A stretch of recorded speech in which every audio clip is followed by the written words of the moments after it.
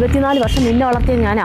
ദേ, എനിക്കെതിരെ എന്തെങ്കിലും തിരിയാൻ ഉദ്ദേശിച്ചിട്ടുണ്ടെങ്കിൽ ഒരു മകളുള്ള കാര്യം ഞാനങ്ങ് മറക്കും.